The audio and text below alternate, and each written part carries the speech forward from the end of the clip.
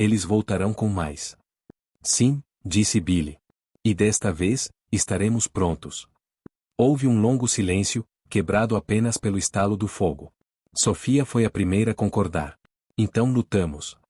Billy olhou para ela, e algo silencioso se passou entre eles, um entendimento, uma promessa. O que quer que acontecesse a seguir, eles enfrentariam juntos. Lá fora, o vento soprava mais forte, trazendo consigo o leve cheiro de fumaça das fogueiras de Morrison, em algum lugar além das colinas. O sol subia mais alto, lançando uma luz forte sobre a clareira, e pela primeira vez Billy não se sentia mais um andarilho. Esta era a sua terra. A sua luta. E ele não desistiria. O dia se estendeu longo e agitado. O sol estava alto e cortante, queimando os últimos resquícios de geada, mas o ar nunca perdia o frio. A cabana zumbia com o movimento enquanto Billy transformava a clareira em algo mais próximo de uma fortaleza. Ele arrastou toras pesadas para reforçar a cerca da frente, instalou arames detonadores no mato que fariam barulho com latas de metal quando acionados e armou armadilhas rudimentares onde os cavaleiros menos esperariam. Cristina juntou pedras para os peitoris das janelas, não para construir, mas para atirar. Ana embebeu tiras de pano em querosene e as colocou em um balde perto da lareira. Até Catarina trabalhava, com suas mãozinhas carregando gravetos para empilhar perto da porta. De vez em quando, ela olhava para Billy, com o rosto pálido, como se quisesse ter certeza de que ele ainda estava lá. No final da tarde, a clareira estava silenciosa, exceto pelo rangido da corda e o tilintar do martelo contra a madeira. Sofia se moveu ao lado dele, com as mangas arregaçadas, cravando um poste no chão congelado com golpes firmes e certeiros. Você sabe que eles chegarão antes do pôr do sol, ela disse sem olhar para ele. Estou contando com isso, respondeu Billy. Quando o primeiro tiro atravessou as árvores, o som foi tão repentino que Catarina gritou. Billy pegou seu rifle e a puxou para trás da pilha de lenha.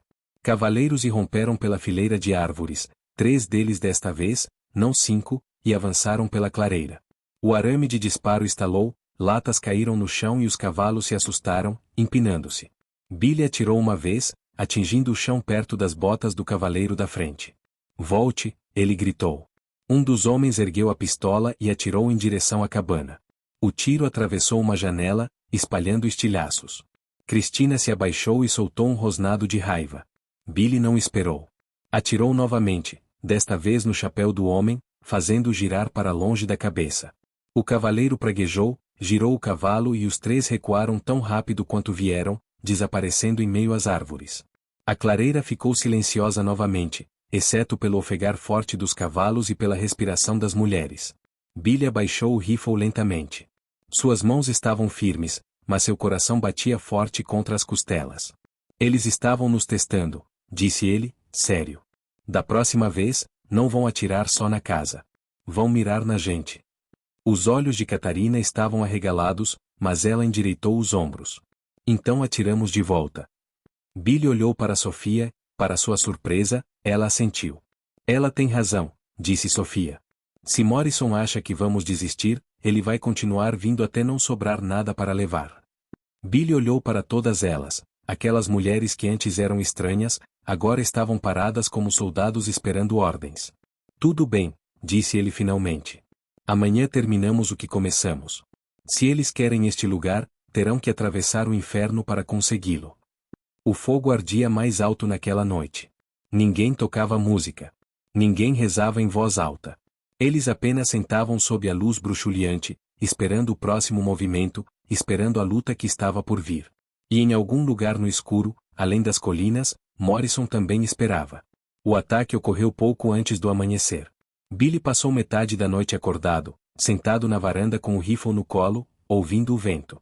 Quando o primeiro cavalo relinchou nas árvores, seu estômago gelou. Ele entrou e sacudiu Sofia para acordá-la. Eles chegaram.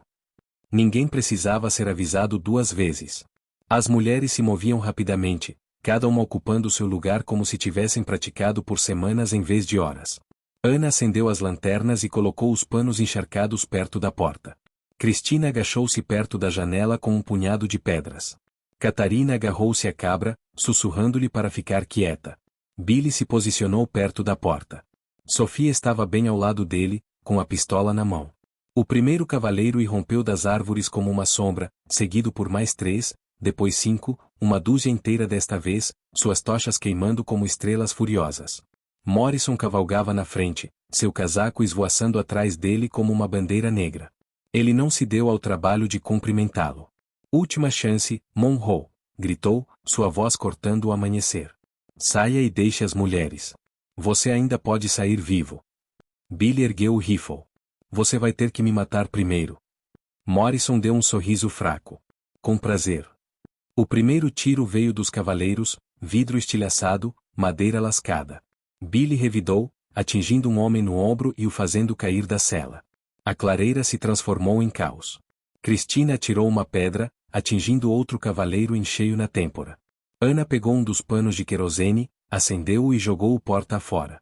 As chamas atingiram a grama seca pela geada, forçando os cavaleiros a recuarem da varanda. Recarregue! Billy gritou, e Sofia enfiou outro cartucho no rifle dele, com as mãos rápidas e firmes. Eles lutaram assim pelo que pareceram horas, fogo, fumaça e o estrondo dos tiros preenchendo o ar. A cabana tremeu sob o ataque, tábuas se estilhaçando, janelas explodidas. Catarina se agachou, soluçando baixinho, mas se recusando a correr. Em dado momento, o próprio Morrison desmontou e avançou, pistola em punho. Sofia ouviu primeiro. Billy, ela gritou. Billy girou, atirou, e errou por centímetros quando Morrison se abaixou atrás do poço. Vocês não podem ficar aqui para sempre. A voz de Morrison ecoou em meio ao caos. Vocês têm mulheres e crianças aí dentro. Não me façam queimar todos vocês vivos. Billy cerrou os dentes. Ele saiu para a varanda, totalmente visível, com o rifle em riste. Se você tocar nesta cabana, ele disse, com a voz fria como aço, eu juro por Deus, Morrison, que eu mesmo vou te enterrar. Por um momento, ninguém se moveu. A clareira ficou estranhamente silenciosa, com fumaça subindo no ar. Então Morrison se levantou, seus olhos claros fixos em Billy. Algo passou entre eles, não medo, ainda não, mas um reconhecimento relutante. Ele guardou a pistola lentamente. Isso não acabou, disse ele. Ele assobiou uma vez, estridentemente, e seus homens começaram a recuar. Um por um, os cavaleiros se viraram e se misturaram às árvores, suas tochas tremeluzindo como vagalumes em fuga. Billy permaneceu na varanda até o último som de casco se dissipar, o rifle ainda apontado, o coração martelando. Só quando o silêncio se instalou completamente na clareira é que ele abaixou a arma. Por dentro, a cabana estava uma bagunça, vidro por todo lado, madeira rachada e lascada, mas eles estavam vivos. Christina soltou uma risada trêmula e desabou em uma cadeira. Ana caiu de joelhos diante da lareira crepitante, sussurrando uma prece de agradecimento. Catarina correu até Billy e o abraçou pela cintura, tremendo. Sofia estava parada na porta, respirando com dificuldade, com a pistola ainda na mão. Eles voltarão, ela disse calmamente. Billy olhou para ela, olhou de verdade, e naquele momento, viu não apenas medo, mas fogo em seus olhos. Então nós também, disse ele. Ele pegou a pistola delicadamente da mão dela, colocou-a sobre a mesa e, pela primeira vez desde que chegará, respirou fundo. A cabana cheirava a fumaça e pólvora, mas, por baixo de tudo, Billy sentiu algo estranho e feroz crescendo em seu peito. Esta era a sua casa agora.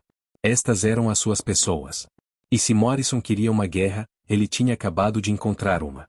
Billy não dormiu naquela noite. Nenhum deles dormiu. A cabana cheirava a fumaça e óleo de arma, o chão coberto de cacos de vidro, cartuchos usados e pano rasgado. Cada rangido das vigas soava como botas lá fora. Ao amanhecer, Billy já havia tomado sua decisão. Mal podemos esperar que eles voltem, disse ele, parado na porta com o rifle pendurado nas costas. Da próxima vez, eles vão trazer fogo suficiente para queimar todos nós. Christina franziu a testa. Então, o que fazemos? Corremos? Billy balançou a cabeça. Vamos até eles. As mulheres trocaram olhares. Sofia foi a primeira a sentir. Então terminamos isso. Billy passou a manhã se preparando, verificando munição, afiando a faca, enchendo uma pequena mochila com o suficiente para o dia todo. Sofia se movia silenciosamente ao seu lado, carregando cartuchos extras em uma bolsa de lona. Você não precisa vir, ele disse. Sim, eu concordo, ela respondeu simplesmente. Ele não discutiu.